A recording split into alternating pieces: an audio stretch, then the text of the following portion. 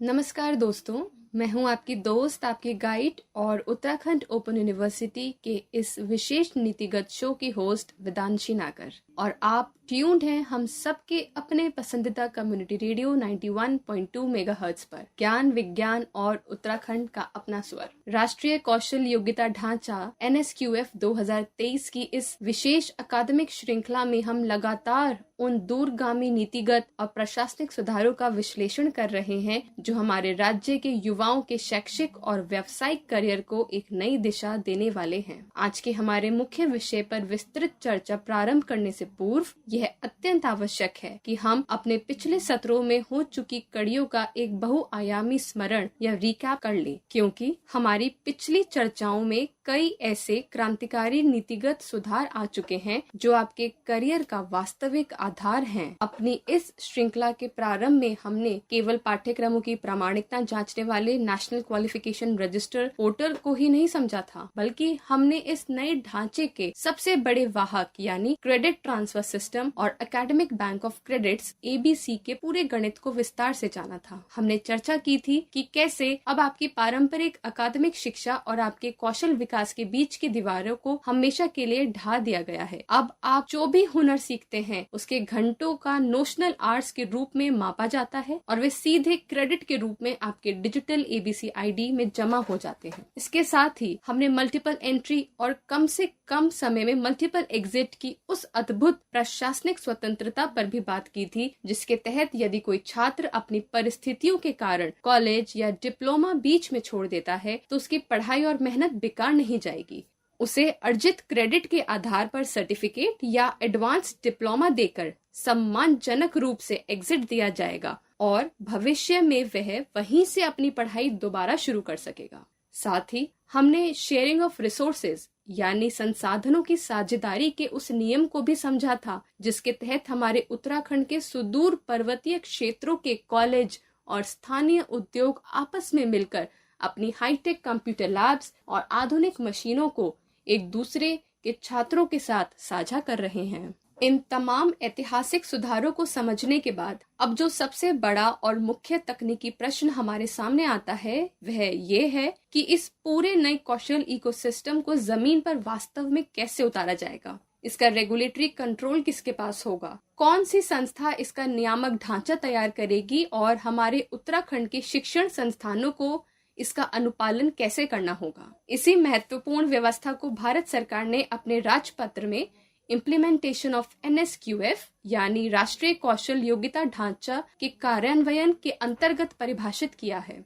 आज इस पूरे विशेष अंक में हम केवल और केवल इसी प्रशासनिक और कार्यान्वयन प्रक्रिया पर विस्तार से बात करेंगे कि यह व्यवस्था वैधानिक रूप से कैसे संचालित होती है। तो चलिए सबसे पहले हम इसके प्रशासनिक और संस्थागत ढांचे को गहराई से समझते हैं। भारत सरकार द्वारा अधिसूचित इस नए राजपत्र के प्रावधानों को यदि हम ध्यान से देखें तो यह स्पष्ट हो जाता है कि इस पूरे कौशल योग्यता ढांचे को संचालित और लागू करने की केंद्रीय जिम्मेदारी NCVET यानी national council for vocational education and training को सौंपी गई है। NCVET एक सर्वोच्च नियामक संस्था के रूप में इस बात की निगरानी करती है कि देश और राज्य में चलने वाले सभी कौशल पाठ्यक्रम निर्धारित राष्ट्रीय मानकों के अनुरूप हैं या नहीं। इस कार्यान्वयन व्यवस्था के तहत एक और बेहद महत्वपूर्ण समिति का गठन किया गया है, जिसे national skills qualification committee NSQC कहा जाता है। यह कोई साधारण समिति नहीं है। इसमें देश के सभी बड़े शिक्षा और कौशल नियामकों को एक साथ शामिल किया गया है, जैसे university grants commission UGC, AICTE, CBSE, NITI Aayog और अलग अलग राज्यों के स्किल डेवलपमेंट मिशंस के प्रतिनिधि। एक अकादमिक विश्लेषक के रूप में मैं इस संस्थागत ढांचे को एक बहुत बड़ी रणनीतिक और प्रशासनिक जीत के रूप में देखती हूँ। पूर्व की व्यवस्थाओं में हमारे देश में व्यावसायिक प्रशिक्षण, वोकेशनल ट्रेनिंग और पारंपरिक अकादमिक शिक्षा अलग अलग नियामक खानों में चलते थे, जिससे उनके बीच कोई समन्वय नहीं होता था। मगर कार्यान्वयन का यह नया अखंड मॉडल पूरे देश के कौशल इकोसिस्टम को एक सिंगल सेंट्रलाइज्ड विंडो के तहत लाता है। इसका सीधा अर्थ यह है कि अब नियम और संचालन मानक सभी संस्थानों के लिए एक जैसे होंगे, जिससे हमारे उत्तराखंड के छात्रों को मिलने वाले प्रमाण पत्रों की स्वीकार्यता और वैधता पूरे देश में प्रशासनिक रूप से एक समान होगी। कार्यान्वयन के इस नियम के अंतर्गत जो दूसरा सबसे मजबूत स्तंभ स्थापित किया गया है वह है क्वालिटी एश्योरेंस फ्रेमवर्क यानी गुणवत्ता आश्वासन ढांचा। नियामक संस्था ने ये अनिवार्य किया है कि अब देश या राज्य में चलने वाला हर एक कौशल पाठ्यक्रम आउटकम बेस्ड और कॉम्पिटेंसी बेस्ड यानी परिणाम और वास्तविक दक्षता पर ही आधारित होना चाहिए। आइए इसका प्रशासनिक और व्यवहारिक अर्थ समझते हैं। इसका सीधा मतलब यह है कि अब कोई भी प्रशिक्षण प्रदाता या संस्था महज कागजों पर परीक्षा लेकर या केवल क्लासरूम में थ्योरी पढ़ाकर किसी छात्र को कौशल प्रमाण पत्र जारी नहीं कर सकती। नए कार्यान्वयन नियमों के अनुसार जो भी अवार्डिंग बॉडीज और असेसमेंट एजेंसियां हैं उन्हें कड़े सरकारी मानकों के तहत ही मान्यता दी जाती है। उन्हें ये सुनिश्चित करना होता है कि छात्रों का मूल्यांकन पूरी तरह से पारदर्शी हो, डिजिटल निगरानी के साथ हो और छात्र के प्रत्यक्ष व्यवहारिक हुनर का वास्तविक परीक्षण हो। उच्च शिक्षा नीति के दृष्टिकोण से जब हम गुणवत्ता आश्वासन की इस कड़ाई को देखते हैं तो इसका सबसे बड़ा लाभ हमारे उन छात्रों को होता है जो उत्तराखंड के दूर दराज के क्षेत्रों से कौशल प्रमाणित होकर निकलते हैं। जब कार्यान्वयन का स्तर इतना ऊंचा और कड़ाई से मॉनिटर किया जाता है तो देश का उद्योग जगत और कॉरपोरेट सेक्टर उन प्रमाण पत्रों पर आंख मूंद कर विश्वास करते हैं। यह कार्यान्वयन ढांचा हमारे युवाओं के सर्टिफिकेट को एक ऐसी वास्तविक बाजार मूल्य एक मार्केट वैल्यू देता है जिसके बल पर वे किसी भी औद्योगिक मंच या फैक्ट्री फ्लोर पर पूरी बराबरी के साथ रोजगार और सम्मान प्राप्त कर सकते हैं। कार्यान्वयन की इस नीति का एक और अत्यधिक महत्वपूर्ण पहलू है इंस्टीट्यूशनल कंप्लायंस यानी शिक्षण संस्थानों द्वारा इसका अनुपालन किया जाना। इस नियम के अनुसार अब देश और राज्य के सभी विद्यालयों, विश्वविद्यालयों और ITI को अपने प्रत्येक व्यावसायिक पाठ्यक्रम को निर्धारित लेवल्स और नेशनल क्रेडिट फ्रेमवर्क NCRF के साथ पूरी तरह से